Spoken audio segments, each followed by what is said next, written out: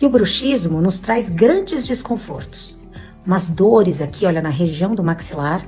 Quando você acorda, você não consegue nem comer direito, de tanta dor aqui nessa região. E mais, não deixa você dormir. Então, eu vou explicar como usar o óleo relaxante de maneira eficaz. Ele já vem pronto para uso. São 2 borrifadas na mão. Você vai distribuir entre os dedos.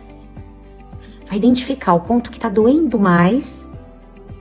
Faz uma pressão de mais ou menos uns 10 segundos. Depois, inicia uma massagem circular para permear o óleo aqui nessa região e ajudar a soltar o maxilar, essa musculatura. Vai relaxar essa musculatura. Você pode fazer de manhã e à noite, antes de dormir.